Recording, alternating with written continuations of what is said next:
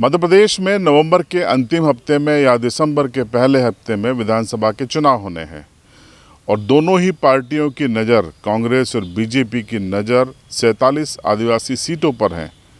कुल 22% मतदाताओं पर है और इन्हें रिझाने के लिए अब कांग्रेस और बीजेपी वो हर दांव खेल रही है जो ज़रूरी है। कांग्रेस आदिवासी स्वाभिमान यात्रा निकाल रही है। सीधी से इसकी शुरुआत होगी। राजू टेकाम और डॉक्टर विक्रांत भुरिया ने ये यात्रा शुरू की है और समापन इसका झाबुआ में 7 अगस्त को होगा, जिसमें दिग्विजय सिंह और कमलनाथ के साथ साथ कांग्रेस के मध्य प्रदेश प्रभारी जेपी अग्रवाल भी शिरकत करेंगे। मध्य प्रदेश की सियासत में आदिवासी काफ़ी महत्वपूर्ण हो गए हैं। जिस तरीके से आदिवासी संगठनों ने सक्रियता बताई थी, उसके बाद अब कांग्रेस और बीजेपी दोनों ही सक्रिय हैं और चाहते हैं कि आदिवासी वोट 2023 में उनके पाले में आ जाए। जहां मुख्यमंत्री शिवराज सिंह चौहान आदिवासियों के लिए नई नई योजनाएं लेकर आ रहे हैं, तो अब कांग्रेस उनके स्वाभिमान को लेकर मुखर हो रही है। इस वीडियो में हम पहले आपको बताते हैं कि बीजेपी ने क्या तैयारी की है। दरअसल बीजेपी ने, आप देखिए, सबसे पहले शिवराज सिंह चौहान मुख्यमंत्री पैसा एक्ट लेकर आए। पैसा एक्ट को बने लंबा वक्त हो गया था, लेकिन कोई भी सरकार इसे लागू नहीं कर पाई। लेकिन शिवराज सिंह चौहान ने इसे लागू किया और ज़मीन पर इसे लागू कर दिया गया है। बीजेपी को इससे उम्मीद है, क्योंकि बीजेपी ने यह संकेत दिया कि आदिवासियों के संवैधानिक अधिकारों के लिए वो काफ़ी सजग है। पैसा एक्ट वो एक्ट है जिसके जरिए जल, जंगल, ज़मीन और खनिज के अधिकार आदिवासियों की ग्राम सभाओं को दे दिए गए हैं। निर्णय लेने के अधिकार उनको दिए गए हैं, तो ये काफ़ी महत्वपूर्ण एक्ट है। इसके अलावा लाडली बहना योजना बड़ी तादाद में पूरे मध्य प्रदेश में चलाई गई और ख़ासकर आदिवासी विकास खंड जो है उन 90 के आसपास, उनमें खास फोकस सरकार ने कहा कि कोई भी पात्र इसमें न छूट पाए। और अब 21 साल से अधिक उम्र की जो महिलाएं हैं, बेटियां हैं, उनको इसमें शामिल कर लिया गया है। तो बीजेपी को इस योजना से भी उम्मीद है कि आदिवासी इलाकों में जब चूँकि गरीबी होती है, ज़्यादातर लोग बीपीएल होते हैं, तो अगर बहनों के पास, आदिवासी बहनों के पास 1000 रुपया पहुँचेगा तो उसका सियासी फ़ायदा बीजेपी को होगा।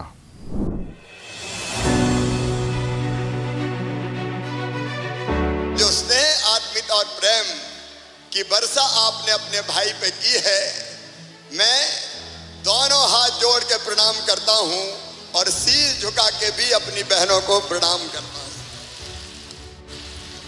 और मेरा यही संकल्प है मेरी बहनों, कि जब तक मेरे शरीर में जान रहेगी, मेरी एक भी सांस रहेगी, मैं जीवन भर आपकी सेवा करता रहूंगा। मैं जीवन भर आपकी सेवा करता रहूंगा। मेरी बहनों, यह 10 तारीख का दिन अब अमर हो गया है मध्य प्रदेश के इतिहास में। 10 तारीख यानी बहनों के सम्मान का दिन है।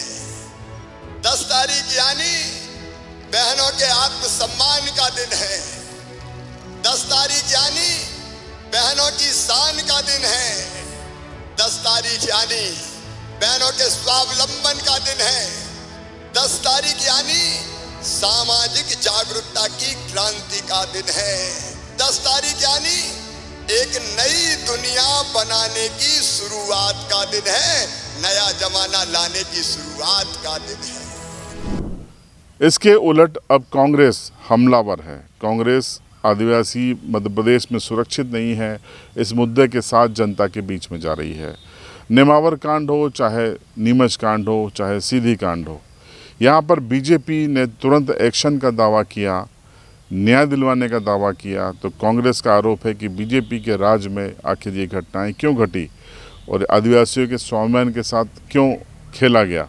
इसको लेकर कमलनाथ ने आदिवासी स्वाभिमान रैली शुरू करवाई है। राजू टेकाम और विक्रांत भुरिया इसको लीड कर रहे हैं। मध्य प्रदेश के 19 ज़िलों में ये होते हुए 7 तारीख को, अगली 7 अगस्त को झाबुआ में पहुंचेगी, जहां जेपी अग्रवाल, दिग्विजय सिंह और कमलनाथ एक बड़ी रैली को संबोधित करेंगे। आपको बता दें कि झाबुआ पश्चिमी मध्य प्रदेश की आदिवासी राजनीति का केंद्र है और यहाँ पर समापन करके जो संदेश देने की कोशिश है वो साफ तौर पर पश्चिमी मध्य प्रदेश की 20 सीटें कांग्रेस के टारगेट पर है।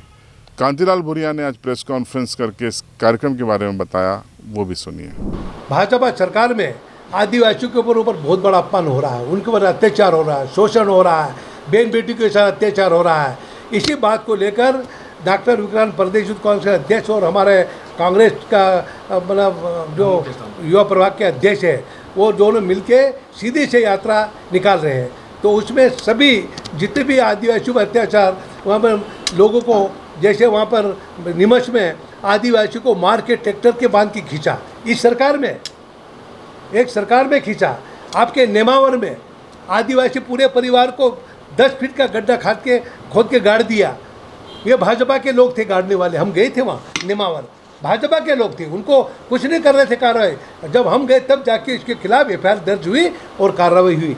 उसी तरह से महिलाओं के साथ अत्याचार हो रहा है और नौजवानों के साथ अत्याचार हो रहा है। ये भाजपा सरकार में भयंकर अत्याचार हो रहा है और लोगों को रोजगार मिलना चाहिए, रोजगार ही नहीं। हमारे यहाँ झाबुआ जिले के आदिवासी पलायन कर रहे हैं, गुजरात और राजस्थान जा रहे हैं, यहाँ को एक रोजगार नहीं मिल रहा, लोग परेशान हो रहे हैं। और 7 तारीख में आने समापन होगा, उस समापन में हमारे प्रदेश कांग्रेस के अध्यक्ष कमलनाथ जी और हमारे अखिल भारतीय कांग्रेस कमेटी के उन पूर्व मुख्यमंत्री माननीय दिग्विजय सिंह जी समापन में आ रहे हैं और उत्कृष्ट मैदान हायर सेकेंडरी स्कूल में वहाँ पर हम लोग रख रहे हैं समापन सभा। तो आदिवासी वोट हथियाने की ये कवायद, चाहे वो रैली, स्वाभिमान रैली के जरिए हो, चाहे पैसा ऐड के जरिए हो, कांग्रेस और बीजेपी दोनों ही कर रही हैं। कामयाबी किसे हासिल होती है, इसके लिए हमें परिणामों का इंतज़ार करना होगा। आपको ये बता दें कि 47 में से 30 सीटें करीब जिसके पास होती है, उसकी मध्य प्रदेश में सरकार बनने का ट्रेंड रहा है। अब ये ट्रेंड इस बार कायम रहेगा या नहीं, या कुछ हालात बदलेंगे, इसका हमें इंतज़ार करना होगा।